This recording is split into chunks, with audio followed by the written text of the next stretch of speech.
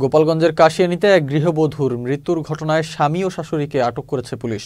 নিহতের পরিবার জানায়, গৃহবধূ সাবিকুন নাহার পপি টাঙ্গাইলের মির্জাপুরে ভাড়া বাসায় থাকতেন। 27 আগস্ট সকালে সাবিকুন নাহার পপির পরিবারকে ফোন দিয়ে তার অসুস্থতার কথা জানালে কিছুক্ষণ পর তার মৃত্যুর সংবাদ আসে। পরে মঙ্গলবার পপির মরদেহ নিয়ে গোপালগঞ্জে আসলে নিহতের পরিবার হত্যার সন্দেহে পুলিশে খবর দিলে নিহতের স্বামী ও শাশুড়িকে আটক করে পুলিশ। আমার সোনার বাকিরে গোলাটি আমার সোনার বাকিরে আতর দিয়ে না বেলুন দিয়ে মারছে।